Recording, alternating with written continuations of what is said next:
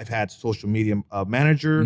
I've had a marketing manager. I've had a personal assistant that's also helped with my dating and all of that. Really? So Wow. everything you could think of, I've pretty much done. What kind of things were they doing with your dating? Well, just, helping set up online profiles, swiping right and all that stuff. And then like, I only had to really show up for the date and, and then just get a brief before. So Yeah. it was kind of helpful for that. Yeah. All right, guys, welcome to another episode of The Report Saturday edition. And I got my co-host today, Alex Camacho. Alex, welcome to the show.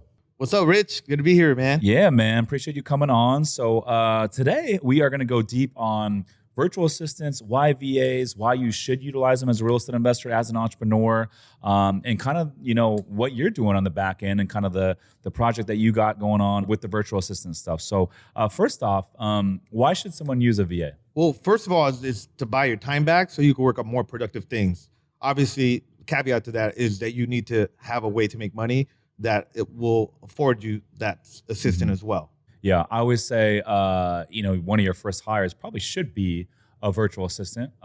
Cheap cost of labor. We have 4 of them that we have full time on our team, and they're great. And you can utilize them for a lot of things. I think the key is finding someone good. And then once you find someone good, what we've done is we've actually asked them, who do you know that might also be a good fit? And typically they'll know someone that is a good fit, and then they can bring them in. And that's kind of where we've seen the most success with our VAs, at least. Yeah, I've actually had the same success where you meet somebody, you bring them on, you train them, recruit them. They know all the systems and processes, and they're able to bring on other help, other referrals, other people that they know. And so some of our best team members have come through that same acquisition strategy. What kind of things do you delegate to your VAs? So initially, I did an admin, right? So I found that I'm typically not a detail-oriented person. Yeah. So I needed somebody to help me with all that. And so that was the first hire. Right behind that, it was somebody that was in acquisitions. So they were helping out with just managing leads and taking initial leads and then handing them off to myself as the closer. And then it's graduated so many other things where I've had project manager assistants where they're virtually wow. Where they're assisting the boots on the ground project manager and making sure that person is doing just the management of the contractors and the projects and visualizing everything, but they're ordering stuff from Home Depot, they're helping with design, they're helping with all those things that is not the best use of that project manager on the ground is time. And then I've had social media manager, I've had a marketing manager, I've had a personal assistant that's also helped with my dating and all of that. Really? So wow. Everything you could think of, I've pretty much done. What kind of things were they doing with your dating? Well, just, helping set up online profiles, swiping right and all that stuff. And then like, I only had to really show up for the date and, and then just get a brief before. So it was kind of helpful for that. Yeah. That's too funny, man. You're like the second person. If you're swiping, for say, 20, 30 minutes, like that's 20, 30 minutes, I could be analyzing like 2-3 deals. So it just made sense for me to have somebody helping me with that. That's funny, dude. You're the second person I've heard doing that. That's pretty good. So yeah, I think depending on what you're looking for, I think you can find it all out there. There's a lot of virtual staff finders out there that we've used, and they're like, hey, whatever you guys need, let us know, create the job description, and then we'll go out and kind of source some good folks for the job. And I know, you're spending a good amount of time down in Guadalajara, and you mentioned that you're looking at potentially starting a new project in the VA space. Tell me what you're thinking there. Yeah, so I've been thinking about it mainly because there's been the demand. Yeah. And I've had success with it personally. So I know both sides of that coin, the entrepreneur side, investor side, and then the talent side, the virtual assistant side. And so my thought was this because I actually had a friend visit. He owns a bunch of liquor stores and a bunch of properties in upstate New York.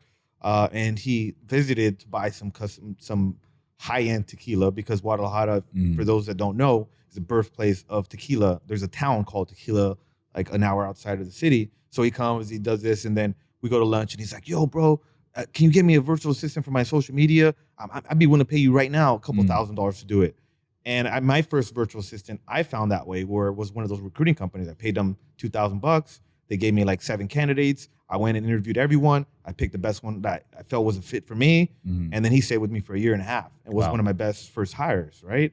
And so as I'm spending time down there and I'm seeing what the wages are, what the opportunities for the young, motivated, bilingual people are, I'm seeing like, hey, there's a real need for this, on both sides because I also network a lot in masterminds and conferences, and people always need help with getting their time back in one way or another, being more efficient and all of the above. So yeah, just having grown some of my internal team members from when they were just like a text messenger to like where this person is handling all of the intake of leads and seeing them grow, I think is also very fulfilling to grow people. Just because they're not there with you at the office doesn't mean that they don't become part of like your family. Some of my virtual assistants have really been like, they've been an integral part of my growth, and I've seen them grow a lot, and I push them. So I just like both sides of that coin. Yeah. No, I agree with you, man. I think yeah, a lot of things can be done in the office, but I think there's a lot of rules that don't need to be in person. They can be done remotely, and I think if you have good systems and processes in terms of managing your virtual assistants, maybe you have a good operating system. Here we use EOS. Yeah. And we'll do like level 10 meetings. And so like Andrea and our team, she manages our VAs and she runs like level 10 meetings with the VAs, which I think is pretty cool. So I think, if you have the right systems, you can make it happen, make it work.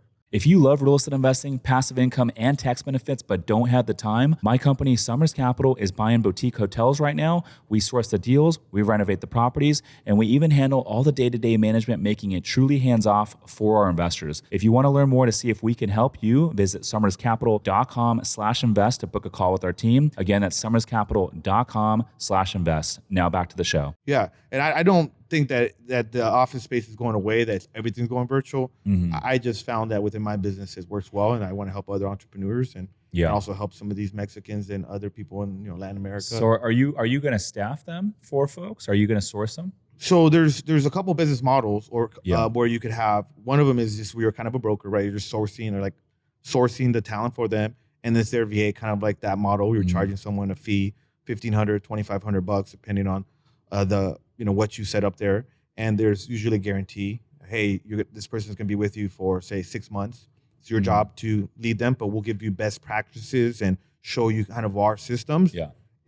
But it's your employee. And then there's the other side, which is the recruiting revenue model, where we're having 10, 20, 30, 100 VAs on staff, and they're helping a variety of clients, and the clients are paying us, and we're paying the VAs, and you're making money on a small initiation fee, much smaller than the other broker fee. Oh, so they'll be and so your employees. We're paying them $5 an hour, and they're paying us $10 an hour. So we're getting a delta, and usually it's a nice profit, and that makes it an actual sellable company.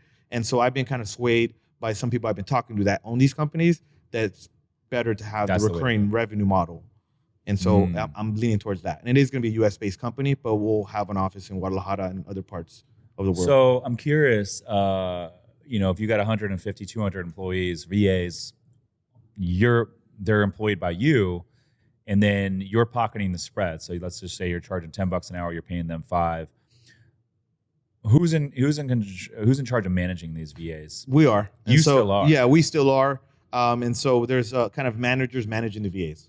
So if you had 100 VAs, they could be managed by, say, 5 managers. So if I'm the client and I say, hey, I need a full-time VA to help with social media, for example, but we want to have direct access in terms of managing this VA. Is that possible too? Yeah, it's possible.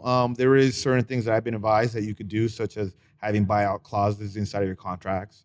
So essentially, they're just saying, hey, this is our employee, but if you want to buy them out and actually them work for you full time, then you got to pay us an exit fee.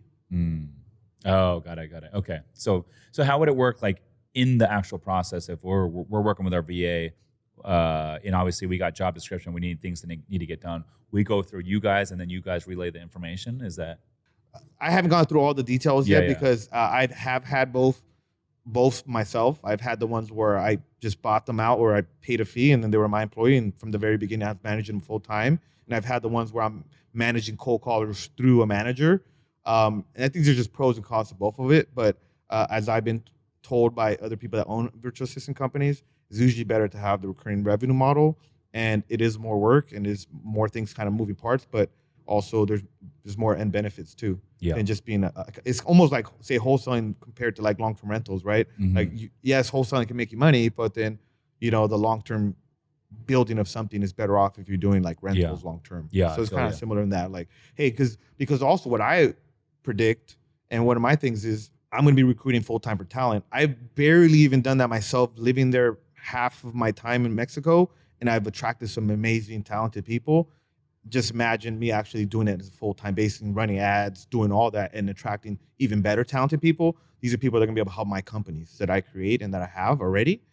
And people that I would love to place with some of my, my clients as well. So I just don't see a downside to that type of business for my current workflow. And I'm down there a lot. And so, yeah, I think it just fits. And it's really, I get asked at least once or twice a week, like, hey, bro, can you find me a VA? Because, like, I don't know, how do you flip houses in LA and live in Hawaii and Mexico? I'm like, well, remote workers, bro.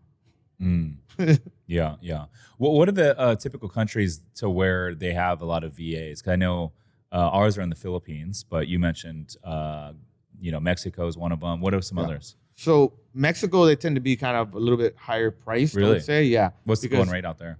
So going rate, mine are typically 5, 6, 7, $8 an hour. Depends on what position they have. And then in other places, I've done the Philippines. I didn't have that much success with the Philippines personally. Why is that?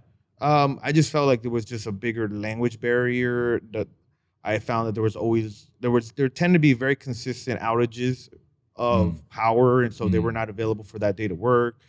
I found that the turnover was greater, so I couldn't build a culture as much with them, and they didn't speak Spanish, which with us that does make a difference because we're in Southern California, so we do have that need sometimes to Spanish speaking clients, all that stuff. So we just kind of found that it's a better fit. But there's Argentina, Colombia.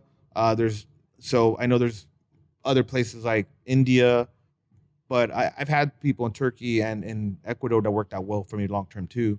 But I'd say mainly right now it's just concentrated on Guadalajara, and then from there starting to expand out once we have an office and kind of the culture and kind of what we really want to do. Because there's both of those different business models. Like, or we can do the more broker one where we're just finding the talented people, or we're gonna start building out something where we have people that are on our payroll that are working for different clients.